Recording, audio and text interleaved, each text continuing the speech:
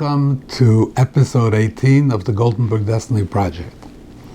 In the previous episode, we discussed the interaction between Yaakov and Esav in regard to getting the brachas. Now we'll continue the story. I want to give a brief synopsis of the events that are familiar to most people who are familiar with the Torah. But I just want to review them very briefly and to focus on certain points. So, after Yaakov ran away, because Rivka advised them that Esav would kill him, and as soon as he got the opportunity, so Yaakov left. He went to Haran.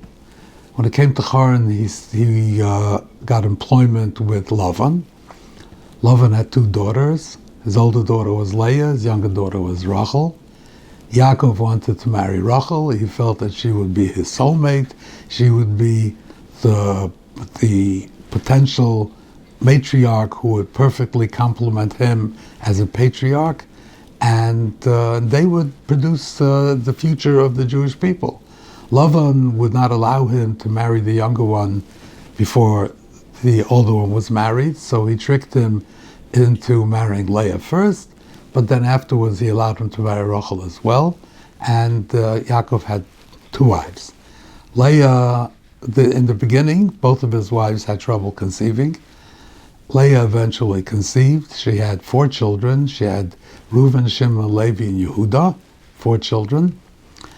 And then she stopped conceiving. Rachel, in the meantime, did not conceive. So again, as we discussed in an earlier episode, she followed the old ancient Mesopotamian custom that a woman who cannot have children gives her shifcha, her handmaiden, to her husband, and the children that are born from that union are considered vicariously to be her children. So Rachel gave Yaakov her shifcha, Bilhah, and Bilhah had 2 children. She had Don, Naphtali. And Leah saw this. It was a good idea. She wasn't having children, so maybe she should do the same thing. So she gave Yaakov Zilpah, and Zilpah had Gad and Asher, 2 more sons. At this point, Leah had 2 more sons, Yisachar and Zevulun, so a total of 6. And each of the shvachos had 2. Yaakov had 10 sons. And at this point, Rachel finally conceived, and she had a son, and she named him Yosef, which is included a prayer that she would have more children. Eventually, she had 1 more child, but she died in childbirth, and the child survived, and the child was Binyamin. Now, when Yaakov came back to Canaan, to his father's home, he came back with 12 children. He had a full house of children, and they were growing up. This was really the beginning of the growth of the Jewish people. But even from the beginning, fissures already appeared, because the Leah's sons, her natural and biological sons, looked down at the sons of the shvachos, and they said, "You are children of slaves," and they looked down at them. They were like the upper class was Leah's sons, and the Don of Tali, Gad and Asher were like a lower class. And I'm sure it was very unpleasant for them. And Yosef went and he befriended them, and he made them feel better. He developed a relationship with them, even though he was also supposedly from the upper class. He was Rachel's older son, but he felt no, and he went there and he befriended them.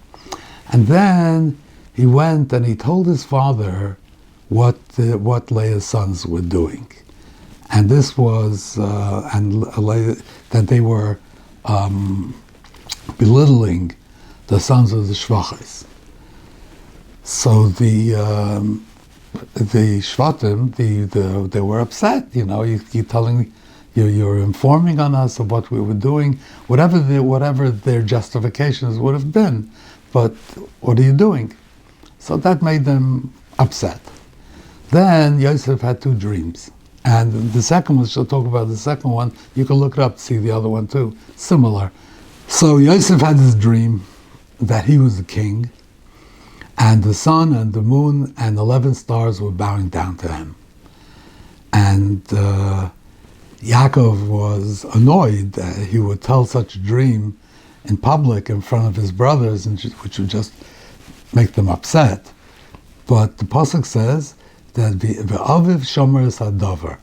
Yaakov took it seriously, even though he poo-pooed it. It's, just a dream, doesn't mean anything. But Yaakov took it seriously, Shomer Sadavar. And Rashi says, Hayumamtin Masa Yavai. He was waiting with anticipation for when it would be fulfilled. So the brothers, at this point, this was like too much. They were furious with him. And they decided they have to do something. They were out in the fields, and when he came to them, they decided that they're going to kill him. He had to be eliminated. They're going to kill him. It's too much. So but Yehuda said that, no, why would we kill him? We don't want to kill him. Let's sell him into slavery. So that's what they did.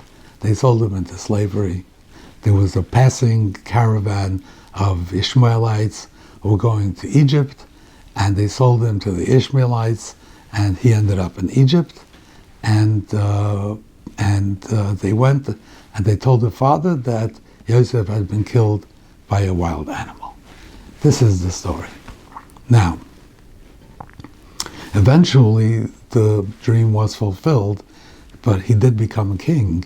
He was the king. He rose to be the viceroy of Egypt, and everybody came down there during a famine, and in a way the dream was fulfilled. But that's not what they thought. They didn't think that in his dream he's dreaming that he's going to be the king of Egypt. No, they didn't think that. They thought he's going to be the king of the Jewish people. So the question is this.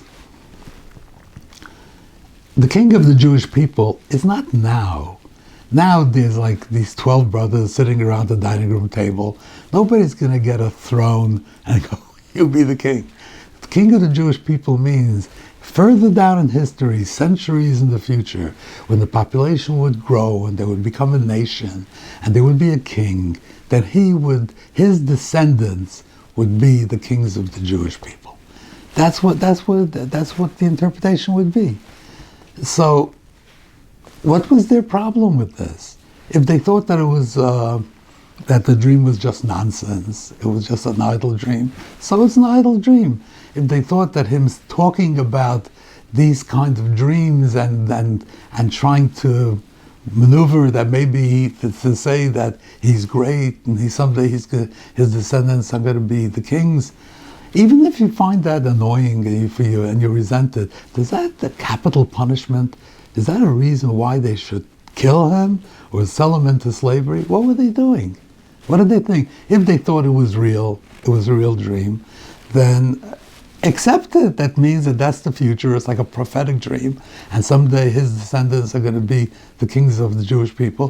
Fine, so that's what it is. Somebody's got to be king. What's the difference if he's from Yehuda or from Yosef? What's the difference?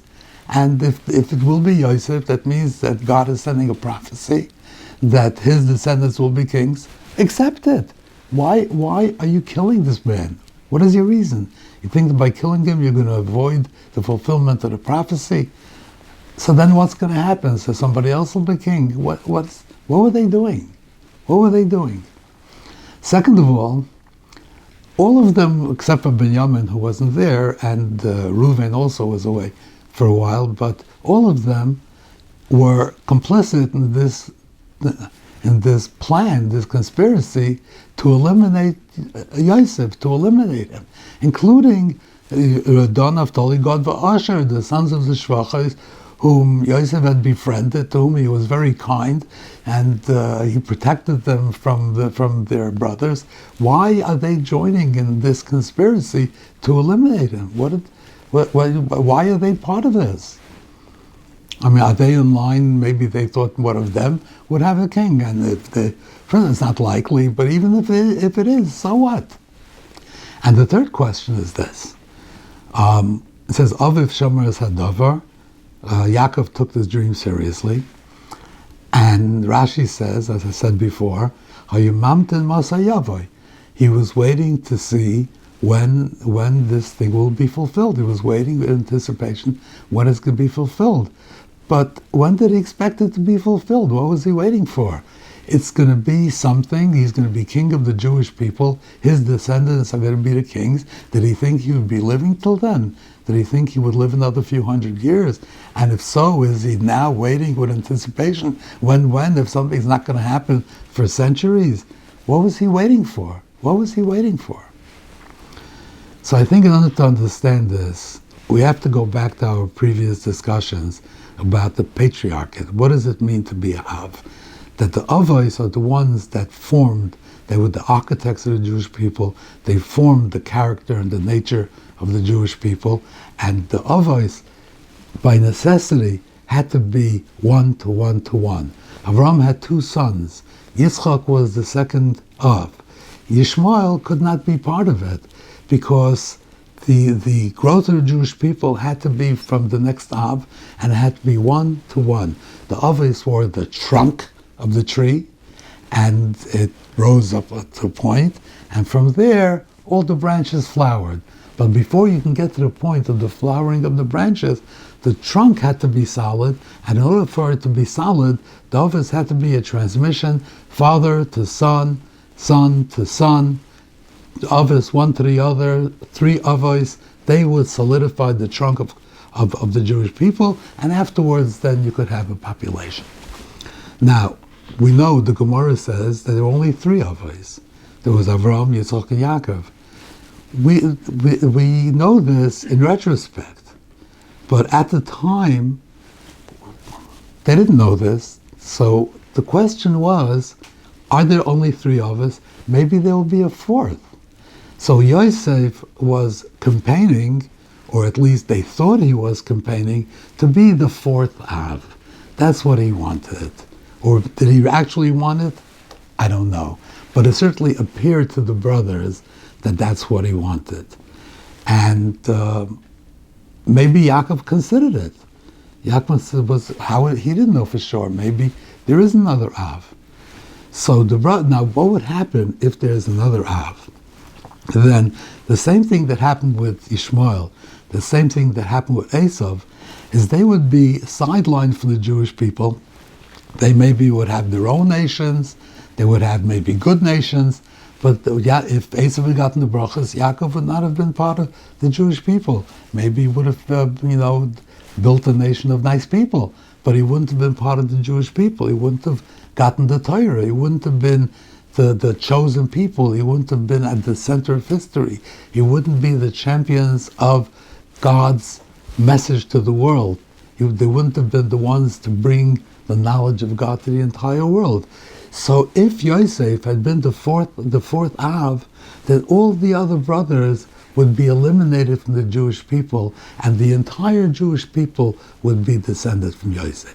If he had attained his plan, I don't know if that was his plan, but I don't know. But if that's what they thought, that's what he wanted, that's why he was telling them, that's why he was telling his father about how they were treating the younger brothers, because he wanted to show them that they were not worthy yet, and really there was still a need for another Av who would maybe solidify the nucleus of the nation even more, that his children would not behave in this way. So therefore, he was trying to convince, maybe, but certainly they thought so, that he was trying to convince his father that there was a need for a fourth Av, and he should be the fourth Av. And that's what they were worried about. So that dream showed that not the king of the Jewish people in hundreds of years later. The symbolism of the dream, they didn't know that the dream actually would come out of left field and it would mean the king of Egypt, which nobody even thought such a thing. They thought it meant that he would be the Av, he would be the fourth Av. That's what they thought the dream meant. And through the dream, he was reinforcing in Yaakov's mind that there was a need for the fourth Av. That's what they thought. This was a mortal threat. This meant that if he was successful, and if Yaakov would appoint him as his successor, as the fourth Av, then they would be eliminated, and they would be, them and all their generations for all the future time would be eliminated from the Jewish people, and therefore he was a mortal threat, and something had to be done. This is what it was about. So regarding this, there was no difference between the sons of Leah and the sons of the Shvachas. The sons of the Shvachas didn't want to be sidelined either. They also wanted to be part of the Jewish people. So therefore, they were complicit in the conspiracy to eliminate Yosef. Now, this is what Yaakov was thinking. Yaakov's thought was that maybe there was a need for another Av. Maybe there was. Now, the succession of Avram to Yitzchak, what came through prophecy. The Rebbe Shalom told him, "Ki Yitzchak har l'chazera," that Yitzchak would be his successor.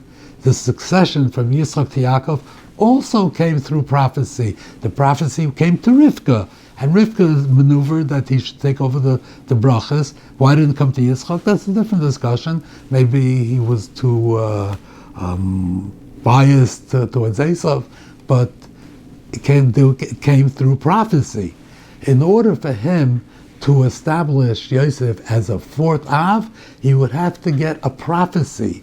So if this dream was a preliminary sign from heaven that he is supposed to be the fourth Av, then Yaakov was waiting for anticipation. When would he get a prophecy confirming what this dream implied? This is what was going on. However, it was not to be. The dream didn't mean this.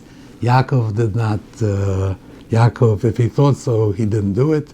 And in the end, the Gemara says there were only 3 avos, but this the Gemara knows in retrospect. At the time, Yaakov did not know this. Thank you very much, and I hope to see you next time. I'd like to invite you to visit me at RabbiReinman.com and explore all my works, both completed and still in progress, and kindly take the opportunity to lend your support on the participant page. Thank you very much, and be well.